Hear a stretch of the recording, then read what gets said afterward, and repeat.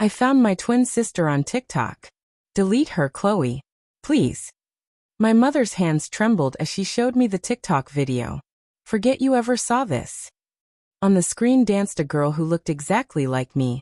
Same honey blonde hair, same green eyes, same dimple when she smiled. The caption read, "Anyone else adopted and curious about their roots? Hashtag find my family." My blood ran cold. Who is she, Mom? My mother collapsed into a chair, tears streaming down her face. Her name is Lily. She's your twin sister.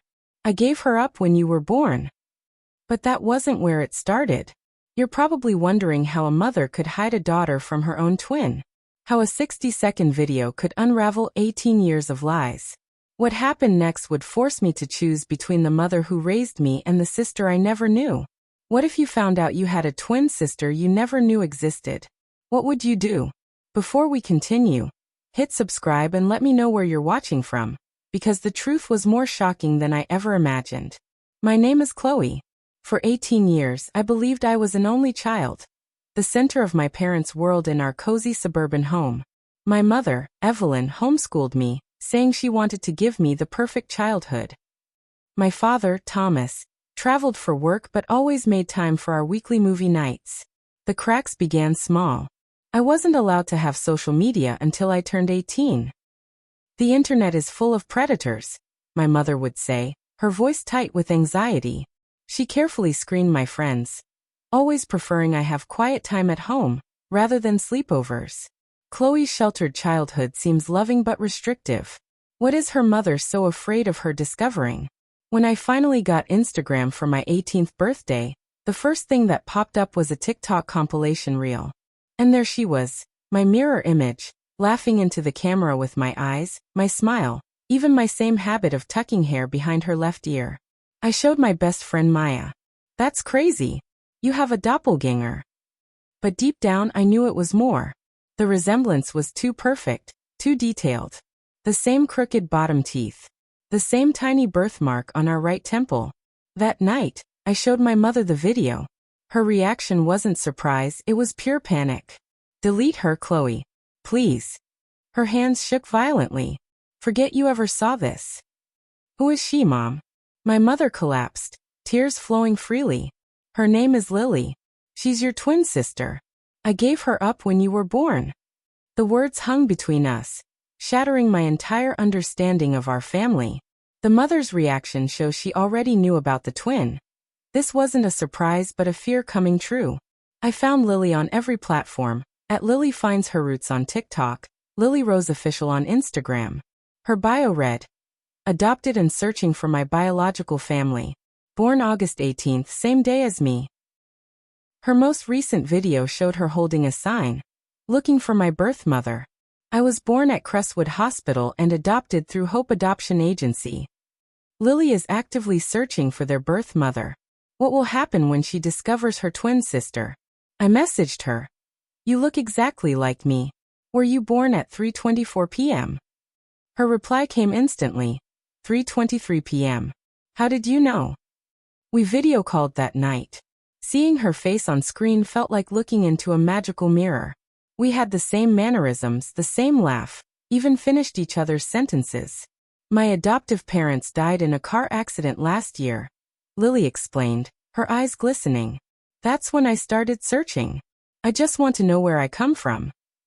Meanwhile, my mother swung between desperate apologies and angry demands. "You have to block her, Chloe. This will destroy our family." "Why? What are you so afraid of?" But she wouldn't answer. She'd just shake her head and repeat, "Some secrets are better left buried." That's when I stopped being the obedient daughter and started investigating. Lily is searching because her adoptive parents died, making her quest for family more urgent and emotional.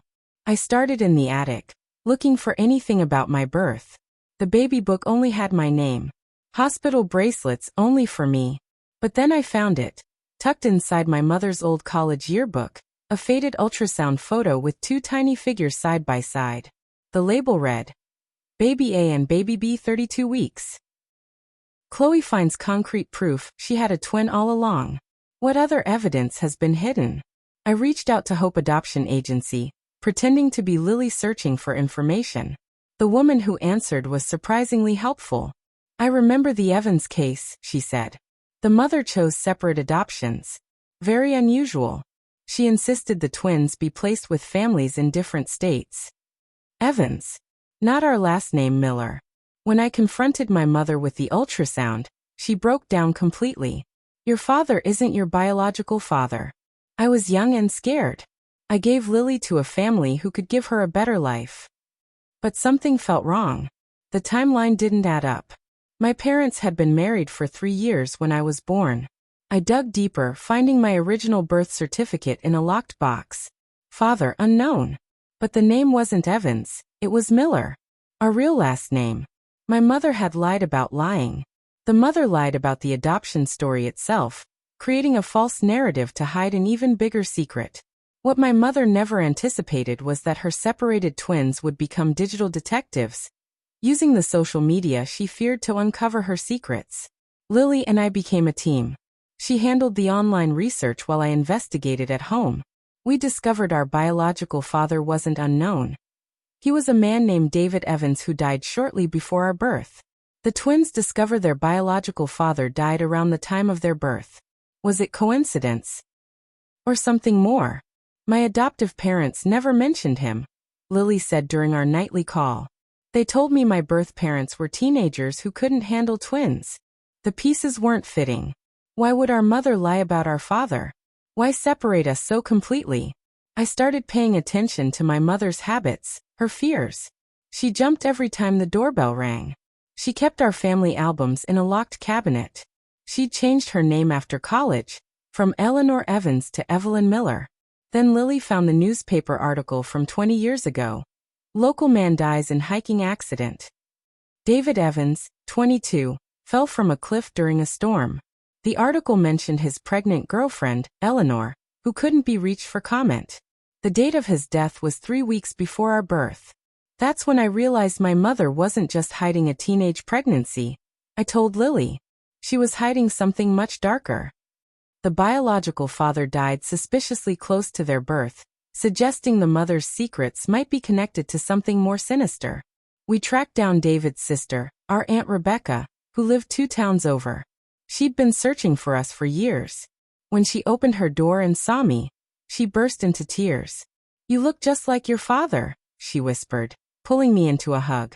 The twins find their aunt, who reveals their father's family has been searching for them. Why did their mother keep them apart? Rebecca showed us photographs of our father. A young man with our same smile, our same eyes. She told us how he'd been excited to become a father, how he'd fixed up the nursery himself. Then he died, she said, her voice breaking. And your mother disappeared. We tried to find her, but she changed her name and moved away. She gave us our father's journal. On the last page he'd written, "He knows about the money. She's angry, but it's for the twins' future." "What money?" Rebecca explained.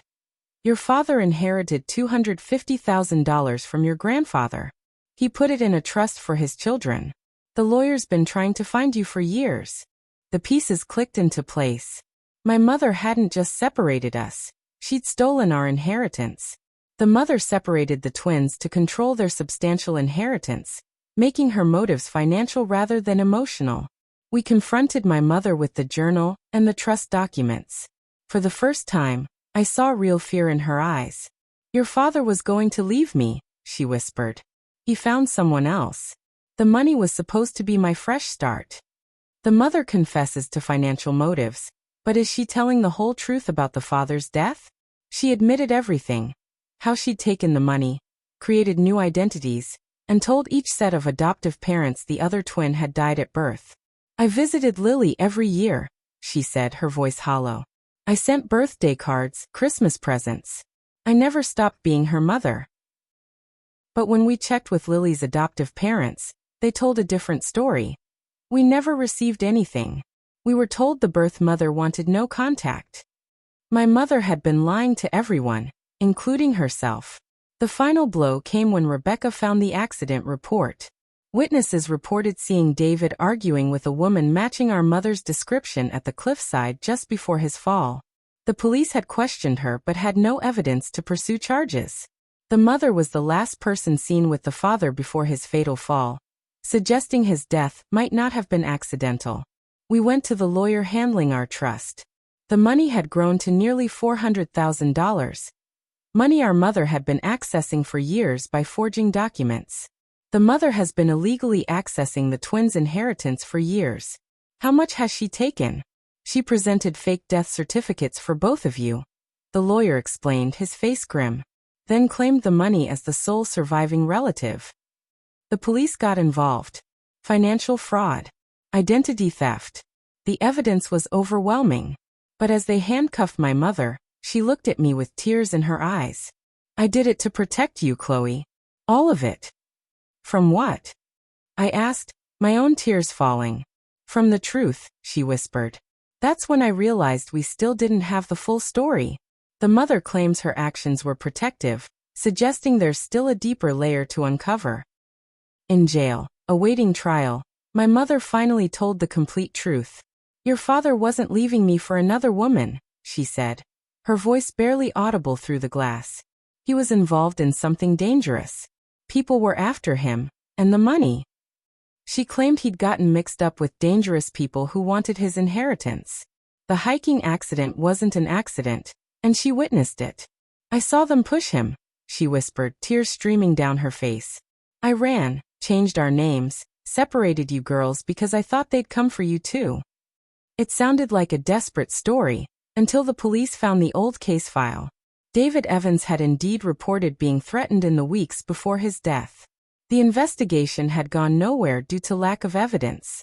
My mother hadn't just been greedy, she'd been terrified for 18 years. I made terrible choices, she admitted. But everything I did was to keep you safe. Looking at her through the glass, I saw not a monster, but a broken woman who'd let fear dictate her life. The mother's actions, while criminal, were motivated by genuine fear for her daughter's safety, adding tragic complexity to her character. Today Lily lives 20 minutes away. We're making up for 18 years of lost time. Discovering all the ways we're alike and delighting in the ways we're different. The inheritance money is ours now. We're using it to pay for college and help other adopted children find their families. My mother took a plea deal. 2 years for fraud, with credit for time served and psychological treatment. We visit her monthly, our relationship forever changed, but not completely broken. Some days, Lily and I look at each other, and can't believe we missed 18 years together. Other days, we're just grateful we found each other at all. Family isn't about blood or last names or perfect stories. It's about showing up, telling the truth even when it's hard, and choosing to love each other through the mess. And sometimes, the family you choose is stronger than the one you're born into.